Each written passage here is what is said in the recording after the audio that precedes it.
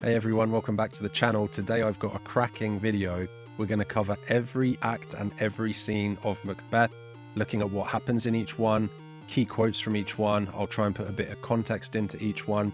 Now, you might be wondering why there's a picture of an old retro game cartridge on the screen with me. And the reason is I'm very excited to present to you a study guide that I'm releasing completely for free. I'm going to go through that with you, but you can download this in the description as well. And I've basically created Macbeth as if it were a retro video game. I just think that the artwork looks really cool, and it just makes revising for Macbeth and learning about it just, to me, a little bit more fun. So let's dive straight in. Alright, so Act 2, Scene 1. Macbeth hallucinates a dagger which is leading him towards Duncan's chamber, and it's all a setup and preparing for the murder. Just before that, Macbeth has a very brief exchange with Banquo as well, and that's quite important, because eventually Banquo becomes like Macbeth's main enemy, even though right now they're friends. And that's actually the moment that I've got depicted here. One of these guys is meant to be Macbeth and the other one's meant to be Banquo. I like to think that Banquo is the guy on the right, but you let me know what you think. Do you think Macbeth is on the right or Banquo is on the right? And if you're enjoying this content, please do give this a thumbs up, a share, give me a sub. I'm creating content like this for you guys all the time. I've been teaching for over 10 years. I've helped thousands of students smash their GCSEs and their A-levels. You know, if this is helpful, please do get it out there, because as you can see, I spent quite a lot of time on this content. I'm just going to emotionally blackmail you. Share my stuff. Come on, let's go. Anyway, the major quote from Act 2, Scene 1 is that hallucination from Macbeth. He says, "Is this a dagger which I see before me, the handle toward my hand?" And then he actually tries to reach out and grab the hallucination dagger. This is part of his soliloquy, and obviously it's symbolic imagery. The dagger is meant to represent the murders that he's going to have to commit to become the king. And ultimately this all shows us ambition, but it also maybe is pointing towards a bit of his guilt, because he's already hallucinating, which either is because the witches are supernaturally like pushing these hallucinations into his mind, or it's the stress and the pressure, because he really does. Duncan is like a father to him, so this is really difficult for him. Act 2, Scene 2. Macbeth murders Duncan and Lady Macbeth helps him cover up the crime. I love this little bit of artwork as well, because in the middle of the regicide, Macbeth runs out with blood-covered daggers and he's all in a panic, and Lady Macbeth is the one that actually has to go back into the chamber and smear Duncan's blood all over the guards, because that was the plan, right? The plan was that Lady Macbeth was going to get the guards drunk or drug them, and then once the guards were drunk or drugged, Macbeth could slip into the room, murder Duncan. No one could see, no one was there to defend Duncan.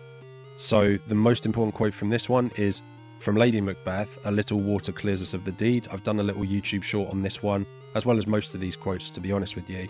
And that quote is really interesting also compared to what Macbeth says in this scene, which is, "All of Neptune's ocean will not clean this blood from my hand." Actually, he makes that question. Will all great Neptune's ocean wash this blood clean from my hand? Question mark. And then he says no. It's all filled with irony, the irony of the fact that they have such different views on this. First of all, Beth is panicking. He doesn't think the blood will ever wash clean. She thinks it's fine. Also the irony of the fact that she's so naive to think that she's gonna just get away with this murder and nothing's gonna happen to her, no consequences. And that is the major theme: guilt and consequences.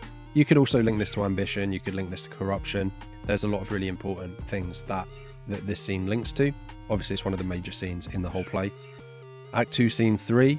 Macduff discovers Duncan's body and Macbeth kills the guards to hide the truth. So this is the morning after, and Macbeth is going to have one of the biggest like hangovers, so to speak, of his life when everyone finds out that Duncan is dead. In a panic, he kills the guards so that the guards don't have a chance to defend themselves.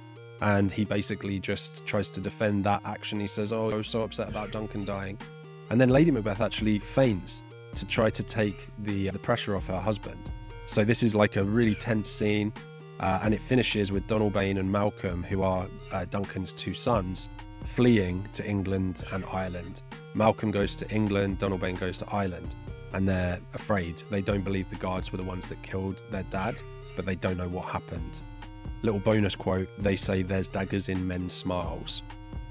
The major quote from this scene though is when Macbeth says, oh yeah, I do repent me of my fury that I did kill them. It's dramatic irony because we know that the reason he's killing the guards is to try and cover his own tracks. This also then continues to build the major theme of deception and betrayal. And I think that you could also add in there that it links to violence, right? The violent crimes that Macbeth is going to have to keep committing to try and stay ahead of this thing. Little bonus bit of context as well for you on this one.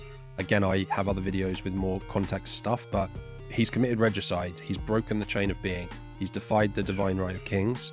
And what Shakespeare's also trying to say by having Macbeth have to murder more and more people and more secrets and more hiding is Shakespeare's trying to like remind the Jacobean audience of the price of regicide. So obviously Guy Fawkes has just tried to kill James I in the gunpowder plot. It's a failed attempt. Obviously James has survived that assassination attempt, but Shakespeare's trying to remind people like it's not like you just commit the one crime and then it's over. You commit the one crime and then you got to commit another crime just to keep it going, just to keep covering your tracks, just to get suspicion off you. Act 2 Scene 4, Ross and an old man discuss unnatural events while suspicion of the murder falls on Duncan's sons, at least to start with. I think that the old man's really sweet in this. Look at him, little old man. He's meant to be 70 years old. He's quite an old guy in this. And he says that he's 70, which means 70. The most important quote from this scene is when the old man says that a falcon was killed by an owl. This is very symbolic. Duncan is meant to be the falcon and the mousing owl is meant to be the Macbeths. And that's meant to show that how unnatural it is, because an owl should never be able to kill a falcon in the same way that the Macbeths should never have been able to kill Duncan. It's unnatural. It shows that the chain of being has been broken. And from this point on, the owl motif, a motif is just like an idea that's repeated over and over again in a text.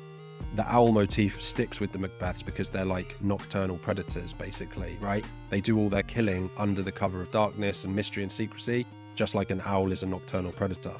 The major theme in this one is disorder in nature, which links to the broken chain of being, and the new kingship, right? The unhappy kingship of Macbeth. If you want any extra help, check out my website, gcseenglishexperts.com. I can help you one-to-one. I can mark your essays. You can go into some of my more detailed courses. There's the YouTube shorts, there's the YouTube videos.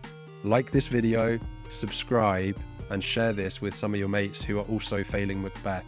I will help you pass those exams, okay? All right, cheers, see you in the next one.